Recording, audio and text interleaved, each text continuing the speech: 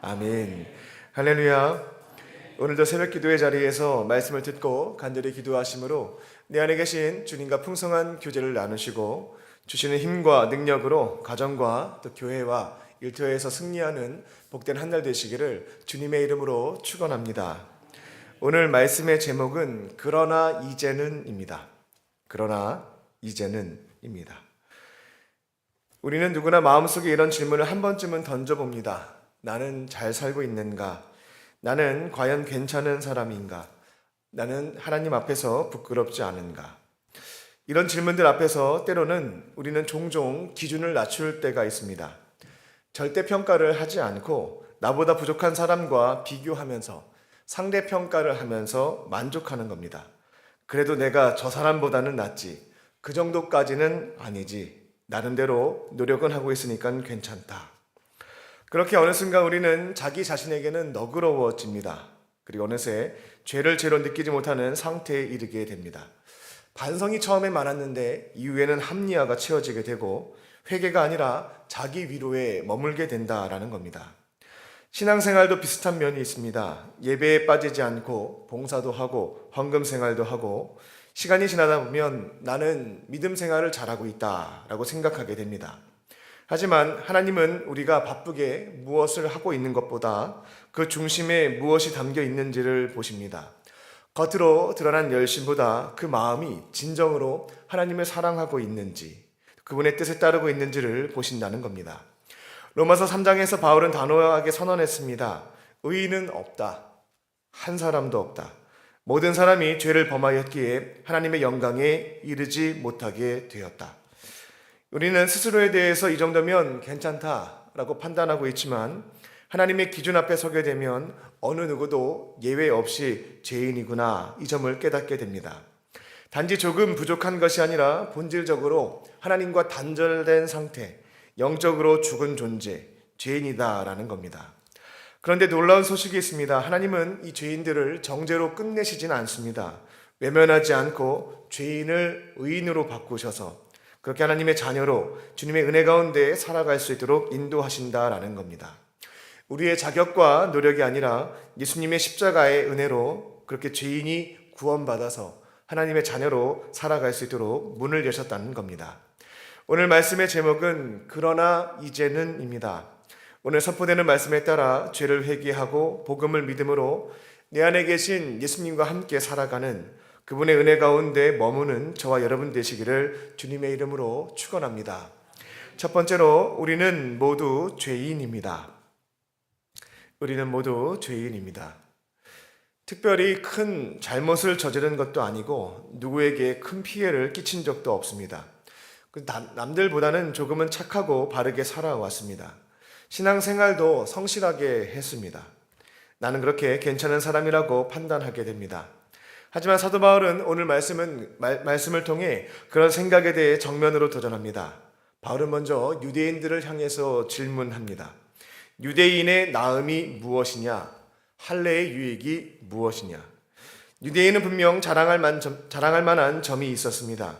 하나님의 율법을 받은 민족이었고 아브라함의 자손이라는 혈통에 있어서 정체성이 있었으며 율법도 알고 따르려는 전통도 가지고 있었습니다. 그리고 누구보다 율법을 배우고 지키기 위해서 노력을 했던 것이 유대인들이었습니다. 하지만 바울은 단호하게 말합니다. 그렇다고 해서 그 특권과 그 혈통과 그 열심이라고 하는 것이 구원을 가져다 주는 것은 아니다라고 선언합니다.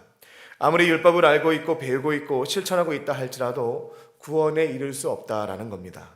그래서 9절에서 이렇게 선언합니다. 유대인이나 헬라인이나 다 죄 아래 있고 그 점에 대해서 우리가 이미 선언하였다. 율법을 알고 있는 유대인이나 율법을 모르고 있는 헬라인이나 하나님 앞에서는 별 차이가 없다는 겁니다. 하나님 앞에서는 모두가 다 동일한 죄인이다. 이 점을 유대인과 이방인에게 말한 것입니다. 바울은 죄에 물든 인간의 모습을 이렇게 이야기합니다. 13절부터 18절까지입니다. 목구멍은 열린 무덤이다. 입에는 독이 가득하다. 발은 파멸로 달려간다. 눈에는 하나님을 두려워함이 없다. 이것은 일부 특별한 악인들에 대한 모습이 아니라 하나님 없이 살아가고 있는 죄인들의 공통적인 모습을 묘사한 말입니다. 죄는 단순한 잘못과 실수를 의미하지는 않습니다. 성경에서 말하고 있는 죄는 나는 하나님 없어도 충분히 잘 살 수 있다. 이 마음이 바로 성경에서 말하는 죄입니다. 내가 내 삶의 주인이 되어 내 멋대로 살고자 하는 마음, 그것이 바로 죄의 본질에 해당된다는 겁니다. 그와 같은 죄성이 내 안에 있다면 말과 행동과 태도로 이 모든 것들이 드러나게 되고 그 열매는 자신과 타인에게 아픔과 상처도 주고 또 개인과 공동체를 망가뜨리게 된다는 것입니다. 하나님께서는 하나님의 형상대로 창조된 인간들이 죄인이 되어서 망가지는 것을 지켜보실 수가 없었기에 이스라엘 민족에게 시내산에서 율법을 주셨습니다. 19절입니다. 율법이 말하는 바는 모든 입을 막고 온 세상을 하나님의 심판 아래 두기 위함이라. 하나님께서는 이미 율법을 우리들에게 주심으로 죄인임을 깨닫기를 원하셨습니다. 많은 이들이 착각했던 것이 율법을 배우고 철저하게 지키면 죄를 벗어나서 구원을 받을 수 있다. 이것이 바로 유대인들의 생각이었는데 이거는 어떠한 인간도 도달할 수 없는 부분이었습니다. 즉 율법을 주셨던 이유는 구원의 조건으로 주신 것이 아니라 죄를 깨달아라 라는 통로로 주셨다라는 겁니다. 그렇게 인간이 율법 앞에 서게 되면 앞으로 내가 잘 배워가지고 난 구원받을 거야, 이걸 원하셨던 것이 아니고요, 하나님 앞에 율법 앞에 서게 되었을 때 이런 고백을 원하셨다는 겁니다. 하나님, 율법을 보니까 저는 죄인이 맞습니다. 그 고백을 요구하셨던 겁니다. 20절입니다. 율법의 행위로는 의롭다 하심을 얻을 육체가 아무도 없다. 율법을 주신 이유는 죄를 깨닫도록 하시기 위함이었다. 혹시 지금도 스스로를 위로하며 살고 있지는 않은지 모르겠습니다. 나는 그래도 큰 죄는 안 지었으니까 괜찮아. 누구보다 그래도 열심히 살고 있으니까 괜찮아. 이런 합리화는 우리를 하나님의 은혜로 이끌지 못합니다. 복음은 우리가 율법 앞에서, 말씀 앞에서 죄인임을 자백하는 것에서부터 시작이 됩니다. 하나님의 말씀의 거울 앞에서 자신을 비춰보며 제가 보니까 죄인이 많네요. 나는 하나님 앞에서 설 수 없는 존재가 맞습니다. 내가 죄인임을 자백하고 인정하는 순간 예수님의 십자가는 저 멀리 있는 옛날 이야기가 되지 않습니다. 지금 나를 살리고 변화시키는 구원의 능력이 되는 줄로 믿습니다. 이 새벽 하나님의 말씀 앞에 정직하게 서서 죄인임을 인정하고 고백하심으로 하나님의 은혜가 우리 가운데 임하고 저 십자가가 나를 살리고 변화시키는 그 은혜를 경험하는 저와 여러분 되시기를 주님의 이름으로 축원합니다. 두 번째로 우리는 믿음으로 구원을 받습니다. 우리는 믿음으로 구원을 받습니다. 사도 바울은 로마서 3장 20절까지 아주 단호하게 선언했습니다. 율법을 잘 알고 있는 유대인도, 율법 밖에 있는, 율법을 모르는 이방인도 예외 없이 죄 아래에 있으며 이 율법을 열심히 배우고 지키면 구원받을 수 있다고 생각하는데 이 율법이 구원의 조건이 될 수 없다. 이 점을 말하고 있습니다. 모든 사람은 죄인이고 어느 누구도 하나님의 영광에 이르지 못한다라고 합니다. 거룩하신 하나님, 그분과 좀 친하게 살고 싶은데 그 관계도 회복할 수가 없고 하나님의 영광에 이르지 못한다라고 하는 것은 하나님의 영광이 가득한 천국에도 못 간다라는 의미가 있습니다. 즉 성경을 보게 되면 우울한 마음이 들 수도 있습니다. 그런데 그 긴 어둠의 터널 끝에서 바울은 한 줄기 빛과 같은 말씀을 선포하게 됩니다. 그게 바로 21절입니다. 그러나 이제는 출발이 되는데요. 이 말씀은 성경 전체 가운데서도 가장 강력한 전환을 이루어내는 전환 구절 중 하나입니다. 그러나 이제는, 이 한마디가 얼마나 놀라운 선언인지 모르겠습니다. 이처럼 구원받을 수 없는 형편에 놓여 있었지만 그러나 이제는 모든 죄인들이 구원받을 수 있는, 하나님의 영광에 이를 수 있는 길이 열렸다라는 겁니다. 21절입니다. 율법 외에 하나님의 한 의가 나타나게 되었는데 율법과 선지자들에게, 즉 구약 성경에 이미 증언된 것이다 라는 말씀입니다. 이 복음은 갑작스럽게 하늘에서 뚝 떨어진 것은 아닙니다. 하나님이 이미 오래전부터 구약의 많은 선지자들을 통해서 예고하셨습니다. 이 죄인들을 살려주시기 위해서 구원자를 보내시게 되는데, 즉 예수님을 통해서 우리를 구원하실 것임을 예고하셨다라는 겁니다. 이제 그 구원의 사건이 우리 앞에 분명하게 나타났던 겁니다. 22절입니다. 곧 예수 그리스도를 믿음으로 말미암아 모든 믿는 자에게 나타나는 하나님의 의니, 이 의는 어느 누구에게도 차별이 없다. 하나님께서는 사랑하는 독생자 예수님을 이 땅에 보내주셨고 가장 중요한 사역이었습니다. 죄인들이 앞으로 받게 될 죄의 형벌, 또 지옥의 저주를 대신 감당하게 하셨습니다. 그러니까 값을 지불하고 속량해 주셨던 겁니다. 그리고 이제 모든 사람에게 요구하시는 것은 너희들이 직접 죄값을 받아라 라는 것이 아니었습니다. 우리를 위해서 죽으시고 부활하신 예수님을 믿는 그 믿음, 그 한 가지를 요구하신 겁니다. 이제 이 복음을 믿고 예수님을 나의 구원자로 믿게 되면 어느 누구나 구원을 받을 수가 있습니다. 그리고 감사한 것은 이 복음에는 차별이 없습니다. 나이도, 성별도, 과거의 죄도, 삶의 조건도 관계가 없습니다. 어떤 인생을 살아왔든지 지금 어떠한 모습이든지 예수님을 구원자로 믿는 믿음 하나, 은혜의 하나님께서는 그 한 가지만을 요구하신다라는 겁니다. 우리는 종종 사람을 판단할 때의 조건을 많이 봅니다. 얼마나 착하게 살았는지, 얼마나 믿음이 깊은지, 얼마나 오랫동안 교회를 다녔는지. 그런데 하나님은 복음에 있어서만큼은 우리의 스펙을 보시는 게 아닙니다. 예수님을 향한 그 믿음을 보십니다. 복음은 모든 스펙을 무너뜨립니다. 복음은 자격 없는 자에게도 주시는 하나님의 은혜의 선물인 줄로 믿습니다. 23절에서 바울은 다시 말합니다. 모든 사람이 죄를 범하였음에 하나님의 영광에 이르지 못하더니. 우리는 모두 죄인이며 하나님께 다가갈 수 있는 자격이 스펙으로는 불가능하다라는 겁니다. 놀라운 반전이 24절에 이어졌던 겁니다. 그리스도 예수 안에 있는 속량으로 말미암아 값을 지불해 주신, 죄값을 대신 받아주신 그 은혜로 말미암아 우리 모두는 값없이 의롭다 하심을 얻게 되었다. 여기에 값없이라는 표현이 있는데요. 이것은 우리 인간들이 구원받기 위해서 한 것이, 값을 지불한 것이 아무것도 없다라는 겁니다.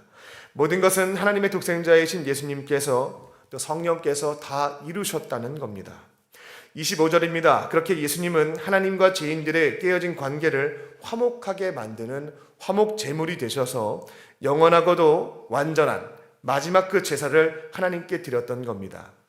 예수님의 희생 제사를 통해 우리 모두는 이제 죄사함 받고요.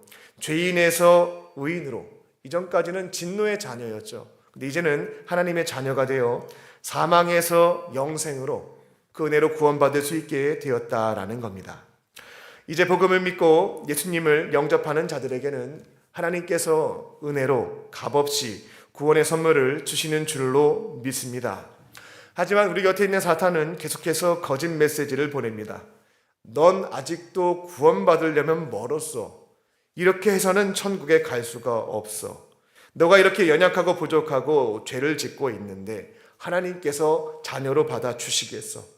더 많이 기도하고 더 많이 성경 읽고 더 많이 봉사하고 더 많이 착해져야지만 구원받을 수 있는 거야. 하지만 성령님은 반대로 말씀하십니다. 하나님은 너의 모습을 보고 판단하시지 않는다. 하나님은 내가 예수님을 믿는지 그것 하나, 그 믿음을 보고 계신다. 구원을 위해서 독생자 예수님께서 모든 것들을 다 행하셨습니다. 이제 우리에게 남은 것은 나를 위해서 이 땅에 오셨고 나를 위해 십자가에 달려 죽으셨고 나를 위해 부활하셔서 내 마음의 문 밖에 서서 기다리고 계시는 그 예수님을 내 안에 모시는 것, 구원자로 믿는 것입니다. 이 새벽에 주저앉아 계신 분이 있다라고 한다면, 마음이 무너져 내렸다라고 한다면 이제는 나의 구원자이신 예수님을 바라보실 줄로 믿습니다. 우리는 그 믿음으로 구원을 받는 겁니다. 그리고 믿음으로 살아가는 겁니다.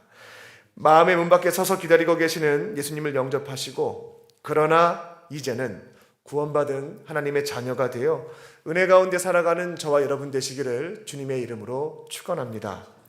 끝으로 구원은 모두에게 열려 있습니다. 구원은 모두에게 열려 있습니다. 앞서 바울은 구원은 오직 믿음으로 주어진다고 분명하게 선포했습니다. 우리의 어떤 노력, 어떤 율법, 행위, 이것이 아니라 예수님을 믿는 믿음으로만 하나님 앞에서 의롭다 하심을 받는다. 그분의 자녀, 의인이 될 수 있다라는 겁니다.